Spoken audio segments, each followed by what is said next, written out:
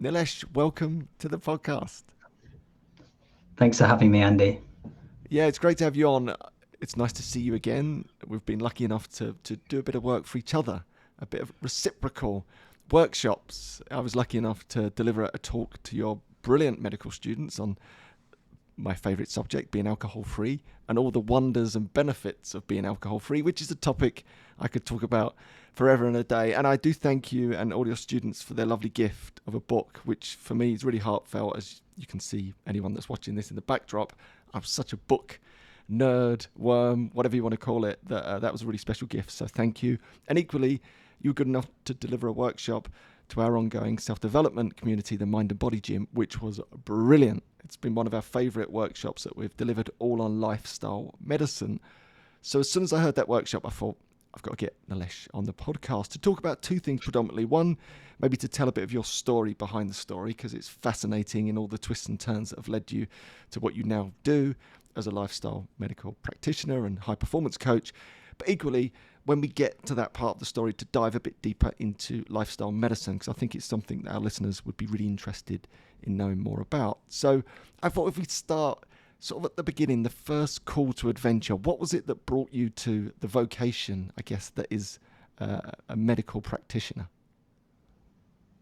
Thank you so much for that, Andy. First of all, just a huge gratitude towards you, huge amount of gratitude and thank you towards you. And I just have to mention that when Andy gave the talk to our Southampton medical students, I got out my journal. I was taking notes on how to be a world-class speaker, because I love speaking and I'm watching Andy doing it. It was really inspiring. So thank you for that. Thank you for inviting me on my pod. So if we journey back to 2000, so actually it's 21 years ago now, quite a long time ago. I was living in the Netherlands at the time. My father's work had moved there, and I was going to school there. I remember I was cycling home from hockey practice, as you do in the Netherlands, and it was cycling through this green leafy village, beautiful village, canal right outside our house. And as I came into the driveway, I noticed there was a different car there. And as I opened the door, I saw there was a doctor standing in the way. And my father was 47 at the time, and he was sat in bed. The whole left side of his body was paralyzed. Wow. He had a mouth droop, drooling, and his left arm was motionless. And it's a memory that you'll never forget. So fast forward 10 years, and my father was actually driving me home from medical school, and he was driving the car. And as he was driving, he turned to me, looked right at me, but he just lost the ability to speak fluently. A first-year medical student at the time, I thought he was having a mini stroke whilst he was driving. So took him to hospital. Yes, it was a mini stroke. He stayed overnight, and the following day he had a heart attack as well. So stroke, mini stroke, and heart attack, all in the space of around 10 years, all under the age of 60, so around 47, and then in his late 50s. And so that really did spark a lot of questions, like why do people get chronic conditions? Why do people struggle to manage those conditions? And that really led me onto the path of medicine and onto the path of lifestyle medicine. And just to sort of back up a bit there, and that's a really powerful story in the sense that I can only imagine, witnessing that. And my own father was lucky enough, he was on the verge of a major heart attack, which the cardiologist politely described as it wasn't conducive to life, a blockage in that artery. That's how he phrased it. So, and we found it, but more by fluke than judgment, and treble bypass later. He's been super healthy and radiant and vibrant ever since. And so I know how these things can come about, and just it's that one moment that can change everything. And that must have been a big influence on your life. But was that the decision to go into medicine, that first experience of seeing your father that way? Was that what led you to train as a practitioner? I think it was. I think that there are always grumblings from a very young age that I had this, now I know it as compassion, but I had this real interest in caring and giving and contributing. And of course, when you're young, you don't know exactly what form that's going to come in. Then my father was in a background in chemistry, and my mother was interested in science as well. So you see how that kind of natural progression there. Once I started to learn about the body, I distinctly remember being about sort of 10 years old, and on the back of cereal packets, they'd have all the vitamins. Interesting now that the companies did that, thinking about it, but they had all the vitamins, and they said, what it did in the body. And I remember I'd spend, a really long time each day just learning about that and being fascinated and curious about the body. So I think that did lure me in towards medicine. And then the second half of that story was what lured me into lifestyle medicine, which I'm sure we get into. Yeah, and I'm just interested because there is almost that vocation within the vocation, isn't it? I think the medical profession is that vocational calling. And it was interesting, I was talking to Dr. Alan Desmond, I'm sure you're familiar with, a similar story that he was called from quite an early age, really, that empathy, that compassion, that interest to come into the medical profession. And now he finds his meaning and purpose alongside that in being at the vanguard of the plant-based nutritional movement. And I see lots of similarities. Rangan Chatterjee, who we're both huge admirers of and have been lucky to appear on his podcast, similar sort of thing, was slightly disillusioned with, not being able to spend enough time with the patients that he was seeing. It led him to the podcast, and now this beautiful meaning and purpose that he finds for all the work that he does. And I think your adventure in many ways is very similar. But before we get into that, I'm interested to know that as a relatively recent graduate, I guess, what was the educational piece in that medical, as a medical student in that time? Did you learn a lot about lifestyle medicine, or was it still at the stage where it wasn't really a huge part of the curriculum? I went to the University of Southampton and extremely grateful for everything that they did. It is an incredible university and actually very forward thinking, considering we certainly did discuss, I remember there was a lot of emphasis on motivational interviewing, on alcohol, on smoking. These things were very clearly spoken about. The term lifestyle medicine is a relatively novel term, and I think it's important to mention that. So when I went to speak to the university in November of 2019, so pre-pandemic, and we spoke about this term lifestyle medicine and running a student selected unit for the third year students there, some of the older people in the team, some of the people in the team were aware that they had been doing a lot of the things within what we would call lifestyle medicine already. Yeah. And they brought up some fantastic points, which is that what makes this different. But I think we could delve into this. I think the words we use are just extremely powerful, and they carry a lot of meaning. And we know that the meaning that we derive from people like Viktor Frankl, books we read, meaning is everything, really. So yeah, the short answer to that is that I think there was some lifestyle medicine training, but it wasn't called lifestyle medicine training. Yeah, so these things were discussed within, your training as a medical student, but there wasn't under a certain umbrella of this is what we can do to help people manage many medical conditions or prevent them through lifestyle changes. They sort of just appeared at different stages of your medical training. Correct. Which is fascinating to me, isn't it? That it's relatively new to group these things together and say, actually, look, we can do so much just by managing these specific elements of our lifestyle to prevent disease and also protect against disease. It feels almost amazing now, having been sort of immersed in this and met people like yourself, that this wasn't always like a core element of any medical practice, which I think is fascinating. Even in like 2021, it's still, like you said, quite a novel thing. What's your take on that? Do you see this growing and more people being drawn towards lifestyle medicine? Fantastic question. So I recently taken a bit of a deeper dive into spirituality and some spiritual texts. And one of the spiritual texts I recently read was the Tao Te Ching. Okay, so it's a book written by Lao Tzu, who about 500 BC. And in there he says, there's three types of work. There's work you do to survive, work you do to save, and work you do to serve. And I think a lot of the time in medicine, we had been learning about survival. and not so much about prevention, which is a safe bit, or serving, which is the, if you like, population health and creating good health.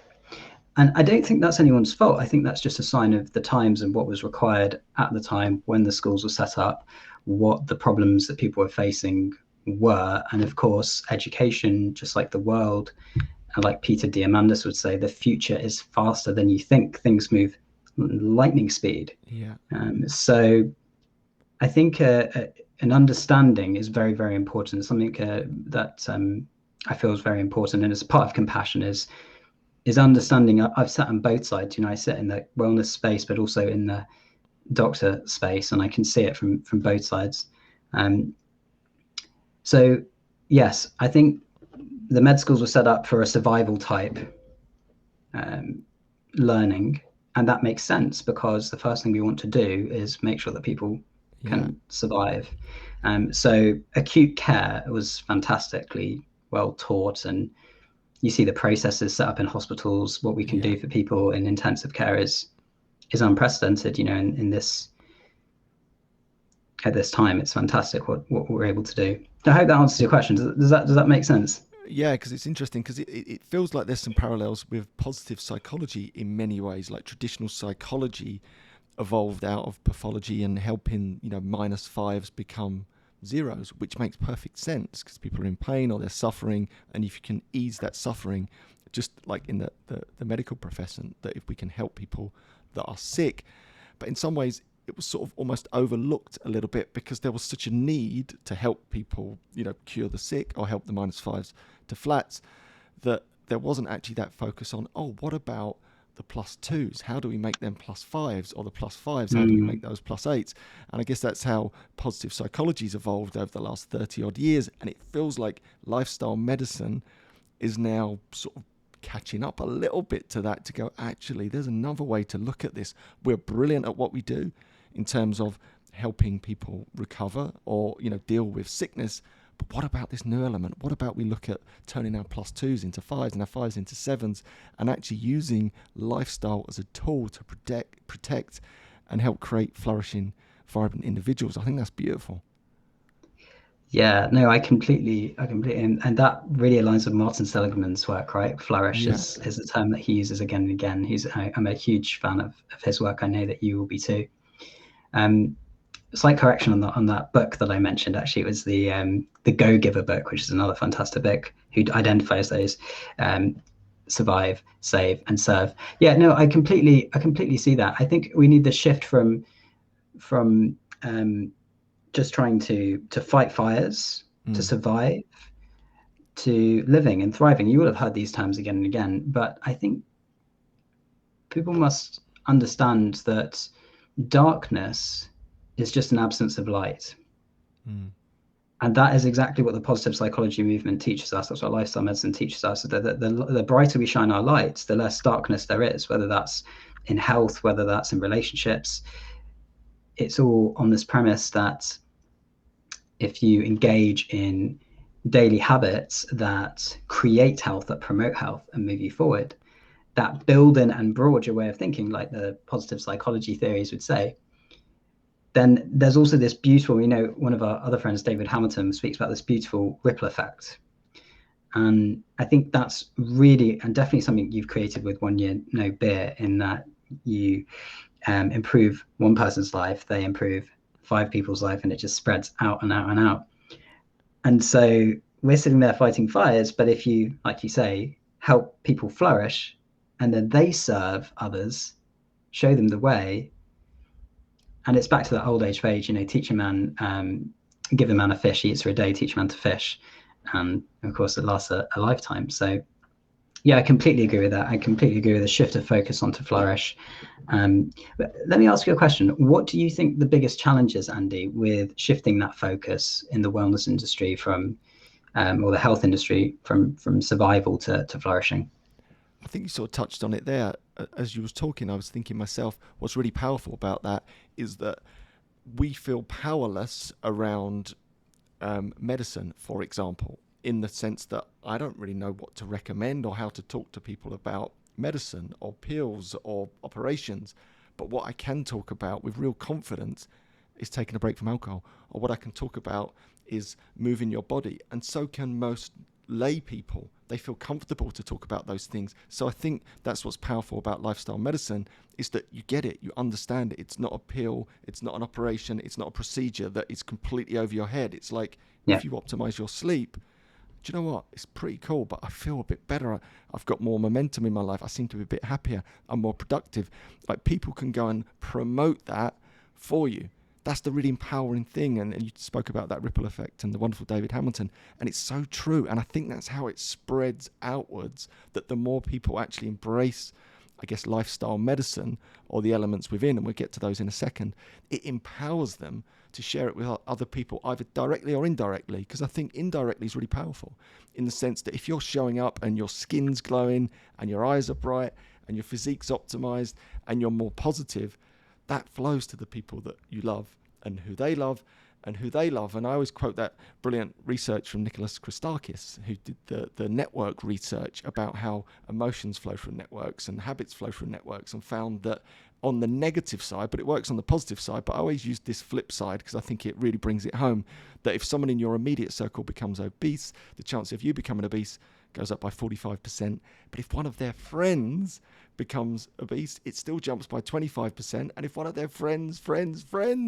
3 degrees of separation, it influences your chances of becoming obese by 10%.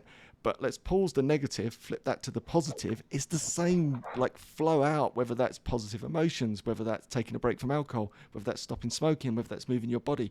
You know, be the positive beacon in your network and push it out. I think that's the way it spreads anyway, I think. I absolutely love that. I'm so glad I asked you that question. Yeah, it's a great bit of research, and it's something that we all deeply inherently know to be true as well, right? It's Yeah. not something that you have to question. That, I mean, the research is helpful. It's not something you have to question that much.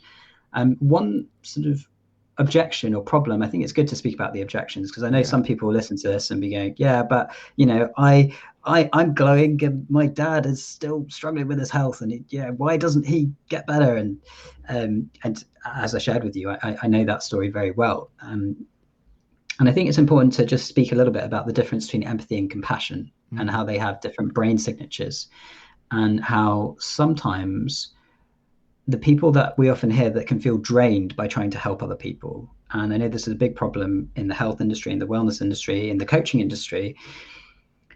They have their empathy system a little bit wired up. They're a little bit turned up with that. And the empathy area of our brain is the insular cortex, which is the same area that's associated with suffering. So the brain signature is one of suffering. We feel their pain, we feel their energy. But compassion, very interestingly, from research from the Max Planck Institute, they put people through functional MRI scanners and they looked at their brains, trained them in empathy, trained them in compassion. What did they find? Well, they found that compassion, people were practicing that, it's associated with the same areas of the brain that are maternal, associated with reward, care, love, which is just deeply fascinating. So the ventral striatum, the medial orbitofrontal cortex. So you hear me talk about compassion a lot, and it's for that very reason, because compassion is not about their reaction, it's about your actions. Okay. And that is deeply empowering. So you can feel compassion for someone just through deep listening, through understanding, through a body position, the way you look at someone, and not worry about, oh, are they actually going to change? Am I attached to how they feel about it? It's more about your actions. I love that. So yeah, through your actions, you're actually displaying your compassion for your loved ones or your friends or your community or society. And I think the greatest motivator of all, isn't it, is love. And I think if you can connect to that, and I'm constantly trying to get people to do that, if you can connect with your actions and the hard work, because it is hard work to change, especially in the environment that we're in, and we're constantly bombarded by temptations and all the things that want us to do the wrong things. If you can be that beacon of light and show that compassion through your actions, that is so powerful. I've not really come across that before. I love that. And that in itself is beautifully compassion. And you're showing compassion to your fellow family members or your community. How powerful is that? What a great motivator that is to transform and do the work yourself. Yeah, the deeper and deeper I go, I love to meditate, and it's been completely transformative without sounding cliche doing meditation. Yeah. And the deeper and deeper I go in meditation, the more I realize how connected we all are, which is just like the research you showed with Nicola Christakis and how the 3 degrees of separation. So when you start to feel more connected, it just starts to not make sense to want to witness somebody suffering without taking action to relieve their suffering, which is what compassion is. So the deeper and deeper you go, you start to feel a different level of connectedness. And as we well know, books like Johann Hari's Lost Connections, many spiritual texts, loads of books, they speak that the root cause of all negative emotions, all difficult situations, is disconnection. You could say the same thing in the body at a cellular level. When our body cells become disconnected, then we see dis-ease or disease. Again, another thing that someone like Peter Crone would say. So I think understanding that the deeper you go within yourself, the more it makes sense to be connected and to practice compassion. So I've really emphasized that point, but I think if there's one thing that anyone takes from this, is to practice compassion with yourself and others.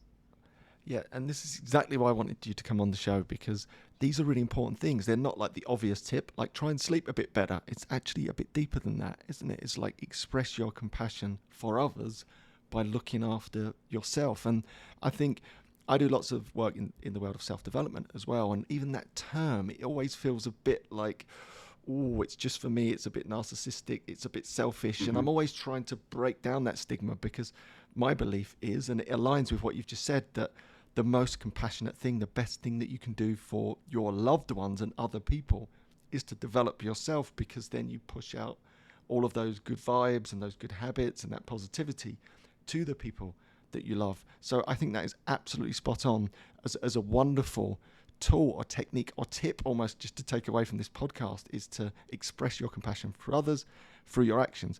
And just one thing I wanted to talk to you about there is meditation, because meditation is one of these things that I like, I enjoy, I practice. So many people can talk a brilliant meditation game these days, but most people still don't do it. I find it's one of those things that now it's very mainstream. People understand the benefits of meditation, but equally, most people that I seem to know in my networks are not quite showing up and making it happen. Why do you think that is? It's a really good question. I think with any habit or practice, what's more important than the actual thing, than the possession or experience of the habit, is your intention behind it. And that's where I would say that, if you're someone who is not that into meditation, that's absolutely cool. That's fine. No problem. I recently put up a video, and I do some talks on things called 5 intentional actions to change your year. And one of them is introspection. Now, that I feel is an absolute must. Whether you are doing introspection with meditation, with journaling, with breath work, with yoga, anything that's making you reflect and go inwards, that is vital. And I think the reason why people find it so hard is because I have a phrase,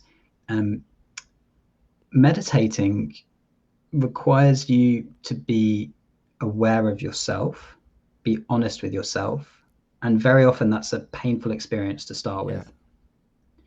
But when you look inwards, you realize that you are not your mind, you are not your thoughts, and there's something much bigger that you can separate yourself from.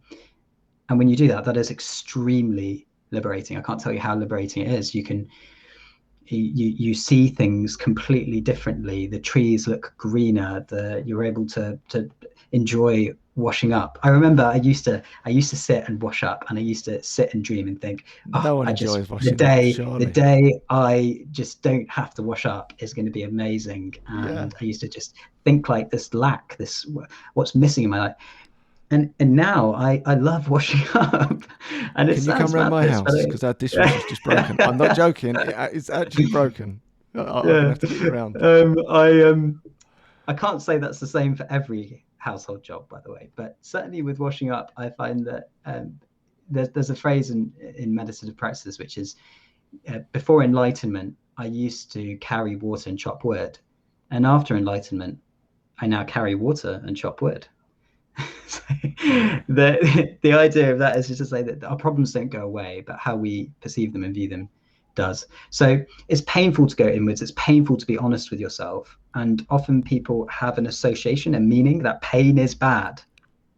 But pain is not bad. It is only us thinking that it is bad that creates that judgment, that creates that meaning in ourselves. Yeah, it's so powerful. And exactly that, I would use meditation for the same thing. It's a new skill, it's an ability to deal with a situation in a different way, just to be present with those emotions, with that pain, rather than trying to press it away or sweep it under the carpet. It gives you this whole new way to deal with something that can be quite difficult. But equally, on the positive side, as you just described, the world changes a bit when you get into meditation in a really powerful way, such as you mentioned about the trees look greener. Just recently in one of our groups, someone was talking about the fact they've just noticed the birds singing. The birds have always been singing. The birds turn up, trust me, every dawn, every dusk, you'll hear them, and that chorus erupts. But they'd never noticed the different types of birdsong. It was just a noise. It was a background noise, and all of a sudden they started to meditate, and it was this massive realization of, I can just now sit in my garden and feel endlessly fascinated by the different songs of birds. And I know that might sound a bit like all nice and fluffy, but it's so powerful when you get into this stuff. I clearly remember when I first started meditating, and this is a good 10 years ago, and I was still in that rat race type of job, rushing, busy from my house to the station. And I really remember it was a powerful experience for me. All of a sudden, I noticed the flowers and the trees. I genuinely, I'd done that rat run for years and years and years, never ever noticed the things that were right in front of me, the beauty of the different seasons erupting through the flowers or the trees.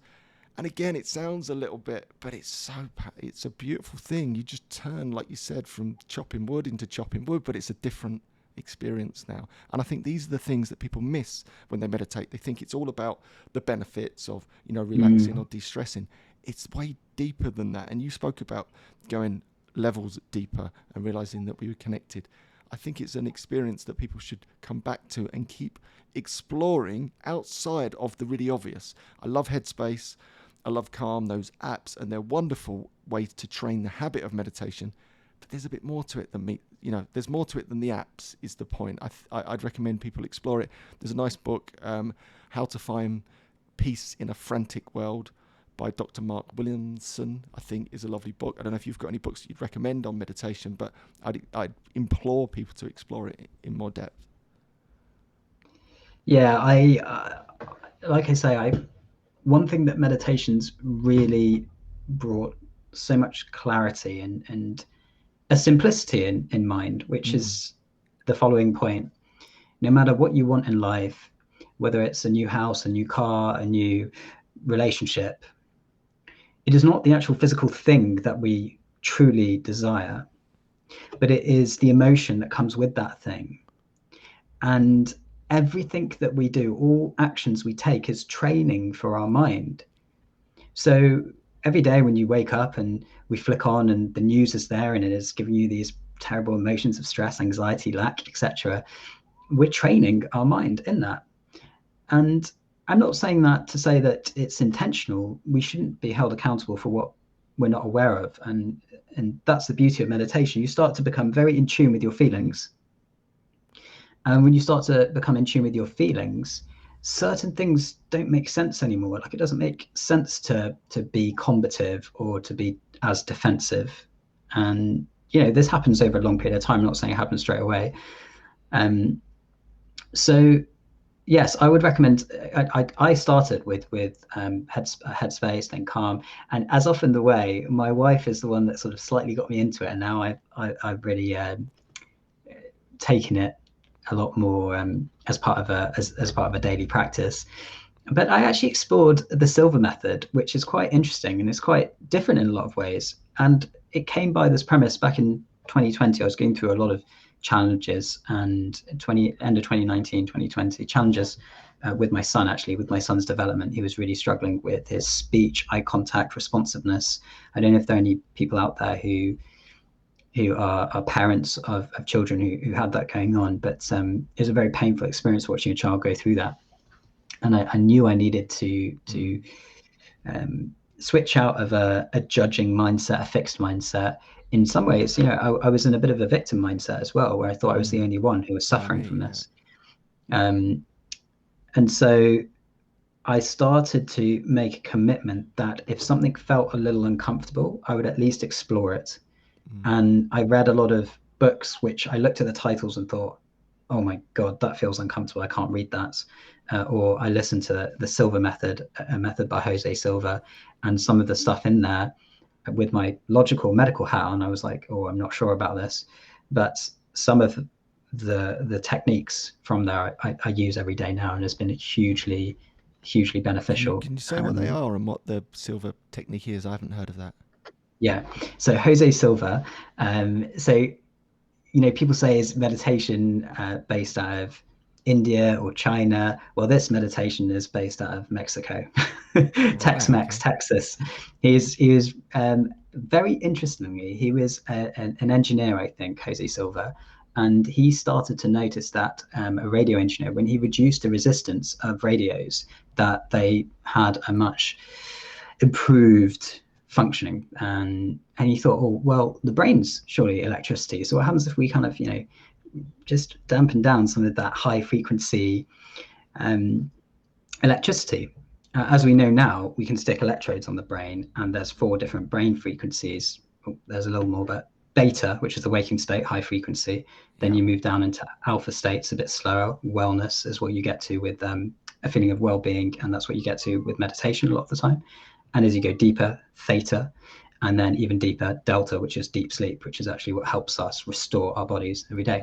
So anyway, he found that, and he started to train his mind, and then he started to train his kids, and basically the whole village started to notice that his children had incredible abilities in concentration, attention, focus, but also very interestingly, and you'll see me put out a video about this soon, but in things like intuition as well, which is becoming more and more studied. Even the University of Edinburgh is studying stuff like that. So the Silva Method is, I think it's a form of meditation. There's a period of deep relaxation, as there is in many meditations, but it's an active form of meditation, which attracted me because I tried the passive forms initially, and I felt it was a little too difficult to start with. And now I would say I'm moving more into that. So there's visualizations, there's things that you'd say, maybe affirmations as well. And it's all pieced together with various techniques. So parts of hypnotherapy, I suppose, are in there. Parts of meditation are in there, and visualization, and it's all pulled together into the Silva Method. Wow, yeah, I hadn't heard of that before. It's something I definitely need to explore because, again, some of the more passive meditations I've found a bit more difficult. I quite like walking meditation, for example, or yoga. If yoga's done in the right way and it's actually part of a meditation, we have a wonderful instructor that works in our mind and body gym called Chris, who's amazing, and it's just like an hour-long meditation and you happen to be moving your body. I think that's a beautiful way to practice yoga. I just wanted to bring you back to something you said there. You mentioned about your son, and was that around the time, I know there was a few things that led you from the traditional path that you was on, that well-worn path as a GP, towards exploring lifestyle medicine. Was that a factor in that decision? Yeah, absolutely it was. I think my son was definitely a big factor in me exploring personal growth and coaching, and what I do now with that. In terms of lifestyle medicine,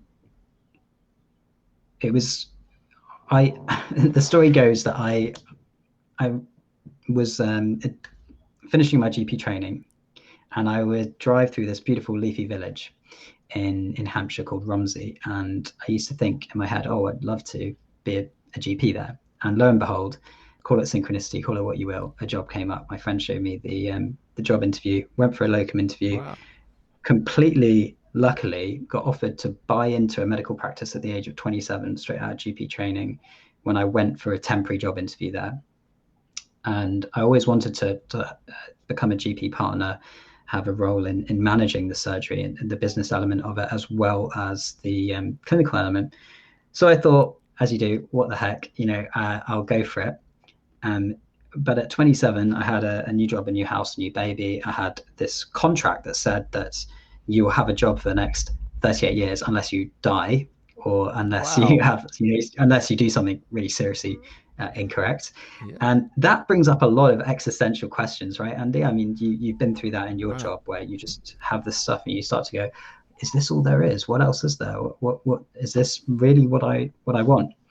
And so that partnership, I ended up going through a lot of challenges, which I now know, after doing the personal growth work retrospectively, was because there was a difference in my values. Yeah. And it makes sense at the time. The little things were bothering me. I just didn't understand why. I became consumed by just fear, and I was just annoyed with so many different things. But it taught me a huge amount, and that really led me as well to question about lifestyle medicine. So are we practicing the way that we want to practice? Is the current medical system set up for how I want to serve my patients? And then, in the future as well, that sort of led on to the coaching.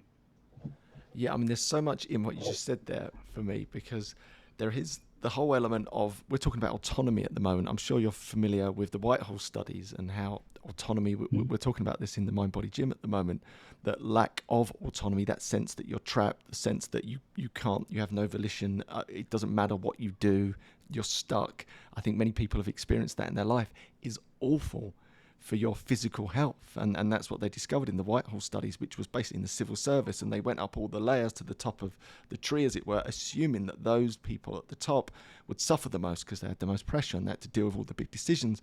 But it was at the other end, the sort of the clerks and the post boys and girls that suffered the most, because they felt trapped. They had no autonomy over their life. So as soon as you were saying that, that's exactly how I felt. I was on the verge of something very similar. I was about to buy that big house in the the nice area, the sort of super duper, go for it, and I pulled out of that at the last minute, because I think I instinctively knew the second I signed on that dotted line, I was locking myself, it was like that 38-year contract. I was going to be trapped into something that wasn't going to be good for me. And I think it's one of the greatest decisions I ever made, that I didn't make that step forward. It allowed me the space then to explore these other ideas, and here I am. So to hear that in your story, I think it's incredibly powerful, and to find the sort of the courage to come out of that, I think is, I think it says so much about you. And there's something else I just wanted to come to, that misalignment of values. It's so important. I'm doing lots of work on values myself in what I do now, and making sure the team and myself and everyone is aligned on that same mission, because I think you're right. If people are misaligned in their values, it can over time lead to these sort of fractious relationships, or that you drift apart. But equally, on that note, most people don't know what their values are unless you do a bit of exploration around that. And I'm sure that's something that you work on right now with your clients, no doubt. And I've got to ask you, Andy, what are your foundational values? This is a question I say to my clients. I ask them, it has to be on their phone, they have to see it, they get bored of me saying, what are your values? So what are your foundational values? So my values, I sort of phrase them in a slightly different way. We have like a life force manifesto, which is essentially articulating my values. So my values, and I phrase them with a BA. So like be mindful, or be grateful, be an athlete, be loved and love, be generous, be kind, be an athlete. These are the sort of core values that I would hold, and I would write those out every single day and connect with them on a daily basis to be mind. And when I'm writing be mindful, I'm writing be grateful, I'm trying to connect with those values. I'm trying to feel it like in my bones as I write it, because what I realized is that, and you just touched on this, if you don't do that work, you forget so quickly. Even though these things should be like burnt into your soul, you forget. Life comes along and you get busy and you make decisions and snap decisions, when if you reconnect with those values every day, you can drive your intention in purpose, like through that filter of those values. I think it's incredibly, incredibly empowering. So it's something I do on a daily basis, and I make that part of my journaling routine, is what I would do. I absolutely love that. So kind, athlete. I think you said gratitude or generous. Those are really beautiful things and amazing to embody. And I can 100% see that, because I can see you every day, commitment, accountability on Instagram, showing us that your athlete style identity, being kind. I know that to be true just from my interactions with you. So yeah, it's amazing, isn't it, when you articulate that, and it does start to make sense. For me, lo and behold, what would anyone guess my number one value is of course compassion. Yeah. There's a story behind each of these values, and that's important. That Yeah. was a very it was again one of those things that was really out of my comfort zone. I had to ask, do I really have to write this down? Do I really have to write down a story about what I value? But it has been the most incredible experience, because when you write something, the confusion goes, the clarity emerges. And there are many moments about compassion, but there was one particular moment, and I remember it so clearly. It was a patient in their 50s, very successful entrepreneur, who was really suffering with headaches, came to see me. I was busy, stressed, behind, 20 minutes behind in clinic, really struggling, really. I had papers all over the desk. I had a project going on to reform the whole appointment system of the surgery. There was changes in the staff. I was getting emails pinged on my screen whilst I was talking. These are all the things that GPs, I'm sure, and other people will relate to. Anyway, I noticed that this lady needed urgent treatment for her eye. So they had some floaters in her vision, and new onset floaters. We usually get assessed to see if the jelly of the back of the eye has come away and needs to be dealt with that day. But the truth is I didn't really show any awareness of their suffering. I didn't give any agreement in the meaning of their circumstances. I wasn't on my A game, and I didn't take any action to relieve her suffering. And this is the hard bit. I realized that I was working through my agenda, my ego, my needs. And I made a commitment that day that when I started to see people moving forward, that I was going to make an awareness of someone's suffering, being compassionate, the primary focus of that interaction. And even though there are other things that need to be dealt with, like emergencies, etc., it's very important to see things from other people's point of view. A lot of what I'm sharing here isn't new. You hear Dale Carnegie in the 1920s. He'd say the same things. The ability for you to see things from someone else's point of view, that's empathy, and then act on it. That's compassion. That's really what that experience taught me. And so I believe that is the most important skill for a modern clinician or a coach even. So that's compassion. I won't go through all the stories because it'll take a while, but my next value is openness. And then my next value is challenge. And I believe, those three kind of add up to what you see me post about very frequently, which is growth. So compassion, openness, challenge, and growth, they're my foundational values. See, I love this. And this is, again, why it's nice to have these conversations, and hopefully people listening are really thinking about this, because I would wager that most people have never paused to actually think, what are my values? What do I hold most dear? And actually, anyone that trains with me on the 28-day online live courses, it's a big part of what we do. It's one of the first things that we do, is actually help people extract those values so they can connect with them on a daily basis. And I love what you did there, to tell a story behind each of those values, because then even if you're writing out that value, whether that's compassion or growth or whatever it is, there is that story that comes to mind. So you can do it very quickly on a daily basis, like I do. And actually, there's much more to that word than just writing it on the page. And I think if you can get back into that mindset and feel it in your bones, like you said, you're much more likely to go out into the world and operate through the lens of those values. And that's a really beautiful thing. When we're aligned with our values, I think that's when we feel most full. We're like whole as a person. I think we're on our A game, as you suggested that you weren't on that day. I think that's where we find flow. I think that's where we find meaning, we find purpose, when we're aligned with what it is we hold most dear. But if we don't know what it is we hold most dear, how can we know if we're aligned or equally misaligned? And lots of people find themselves misaligned, don't they? They look at their values and go, wow, I'm not living to any of my values. I think that's a really big thing. And just on that note, and now we're sort of drifting into that place of high performance, that you've now gone from lifestyle medicine, right? Which is really cool. That's taking you on this adventure away from the mainstream, I guess, of GP practitioner, and overcome that big obstacle that was in your life, i.e., a 38-year contract, and now you've drifted towards high performance coaching. How are you blending all that together? How does that work? Thanks for asking it. To me, it made perfect sense because the progression was that I knew I needed a different way of practicing and medicine, and that was finding a way to prevent, treat, and reverse chronic conditions. So that's the definition of lifestyle medicine. But of course, as many people would know, it's not quite as simple as you just recite loads of studies to your patients, and lo and behold, they change, and everyone gets better. And so that led me to have a lot of questions about what drives people to make the decisions that they make. You spoke about autonomy, freedom. Mastery is another drive. Another drive is, of course, relatedness and connectedness. So I started to delve deeper into psychology and coaching, and everything just kept drawing me to coaching. Now, you'll know that I left my medical practice at the time. I was very blessed to have a coach through the NHS Leadership Academy. And again, whether you believe in synchronicities, coincidences, I, out of the blue, received a text message from that coach a year later saying, hey, there's some coaching training. Do you want to go along? Went along, absolutely loved it. And then set up my business as a coach, but had this gap between where I wanted to be and where I am now.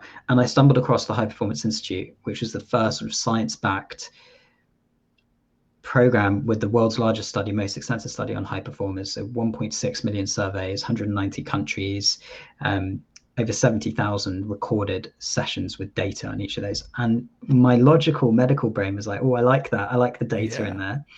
And then my emotional side saw the definition of high performance, which is succeeding beyond the standard norms consistently over years, whilst maintaining positive relationships when mine were not so good at the time. And I was thinking, right, I could do with that.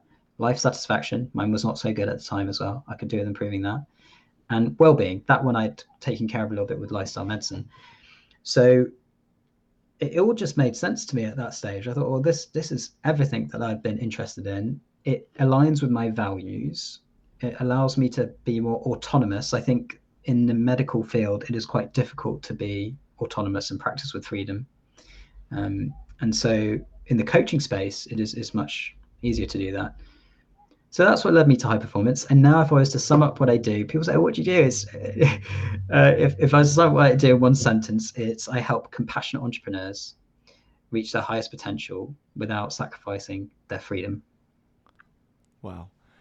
Now, for me, this is rocket fuel, because what you've done is taken, the GP practice, which has led you into lifestyle medicine, but equally then have been smart enough to realize that actually people don't just change their behaviors. Therefore, coaching, for example, is amazing for doing exactly that. It's to giving you those new skills that you wouldn't have traditionally got through your medical training, to actually coach people and help people in a different way to take on board all the lessons that you've learned through lifestyle medicine, because it's not like taking a pill, is it? That's the big difference between the two. You don't just take a pill, you optimize your sleep or you optimize your nutrition. It's so much harder. So there's a much bigger piece to it on an individual basis than just saying take those 3 times a day. You've got to learn the skill of putting a framework in and holding people accountable and showing them how to manage and change in their own life. But the marriage of those two things, it's really powerful. I think that is a beautiful thing, and I think it's so important that you've done that, because I think a lot of people will get stuck. I'm sure there's lifestyle practitioners that are probably stuck in that space of, I know what it is people need to do, but I can't bloody well get them to do it. I mean, I think that's probably the experience for a lot of medical practitioners, isn't it? It's like, well, they could go and do all this lifestyle stuff, but they're probably not going to go and do it. So look, there's just some pills anyway. I'm sure that's what's in people's mind, but I love the fact that now you're thinking, actually, do you know what? I believe people can make change, and I can help coach them to make those change so they not only improve their well-being, but also you can lead them towards high performance. I think that is rocket fuel, my friend. I absolutely love it, and I'm thrilled. And that was with Brendan Burchard as well, who I'm a great fan of, I must admit. And we train our own accredited coaches now in the Arate way. It's the thing that I'm getting one of the most joy out of at the moment, taking people that are on this self-development adventure and then giving them the skills and the tools so they can go into their niches like you've done. For example, we've got people with niches like helping people with tinnitus, the menopause, healthcare workers. Isn't it a beautiful thing? Amazing. That we can It's a go out fantastic thing. and go into the world, and all of us collectively move the needle and help other people. And I think you mentioned this right at the start of the podcast. There's that calling, isn't there? You said from a young age you just had a sense, you sort of wanted to help people and give back, and I guess that's what you're doing right now. Wow, I feel very touched with this, and I think sometimes I haven't paid so much attention to, and I think it's important I do this, to all of the unbelievable inspirations that lead to the point. And I feel like, by the way, I'm only literally just starting. Let's make that absolutely clear. I'm really just starting here, but I'm going to talk about a few specific examples. So I remember very clearly, I'm also quite into cooking. I love cooking. And when I was sort of training as a doctor, I used to sort of dream and talk about, I'd love to cook and infuse medicine with it. And people would laugh and joke, say, Nilesh, she's a bit crazy. Like to infuse these sort of various different interests. Anyway, I was at home one day and my wife came down. She handed me a copy of the BJGP, and there was Dr. Rupi Adjula on the front cover. And it's like, a GP who's cooking, and there was this amazing article in there, and I read it and I bought his book and I thought, this guy's incredible. Wow, what a fantastic service he's done through letting after he had atrial fibrillation, and then went on and produced YouTube videos. And I looked at the 200 studies in there and I thought, wow, this is unbelievable. And I tipped my hat to him, and I thought, that is so inspirational, and I could not have done anywhere near as good of a job, even though it was in my head. Yet at the same time, I also felt that I was there was just one electron within me that was similar. And I thought, I don't know what it is at that time, but I knew I had that desire to serve and give back. And so I kept doing this, Andy, and encourage everybody to do this. Remember, I spoke about the importance of being connected. Yeah. Look for the commonalities over the differences. So many people look at other people and they go, I don't have that. I'm not as good as that. I can't do that. Never forget that we all started from a very similar place. We've all been frustrated. We've all gone through pain. We've all had suffering. We've probably all had loss. And you see these people who've achieved incredible things. Rangan Chatterjee, Rupi Adjula, our friend Gemma Newman, plant-powered doctor. And they've all been through that period of suffering, and yet there was a point where they started to look for those commonalities over the differences. So yeah, I thank you so much for what you said, but I must pay as well my mum, huge inspiration. She gets a shout out on a lot of things. Yeah. She had me reading Stephen Covey's book when I was 13, Stephen Covey for teens. Yes. So the journey is actually so much longer than anyone can imagine. And my father and my wife, and so there are a lot of people that have been extremely helpful, and nothing ever happens by itself. I think it's important to mention that. Yeah, that's a really beautiful way, I think, to draw this conversation to a close. It is an adventure, and there are these wise guides that appear when the student is ready, the teacher appears, and I think we're all grateful to many of those people, friends, families, and thought leaders and big thinkers that we've met along the way. And that's why I think podcasts are just amazing tools to allow us to connect with people like yourself and hear some of your wisdom, which you've imparted today, which genuinely I think will make a difference in people's lives. And we have to come back and do this again, because we haven't really even gone near, some of the elements within lifestyle medicine, such as sleep and taking a break from alcohol and all those wonderful things that I like to talk about. So we'll come back and do that again, most definitely, my man. But thank you. It's been an absolute pleasure to spend some time with you today. I thank you so much for having me, and it would be my pleasure to come back. Andy, you're doing some amazing things.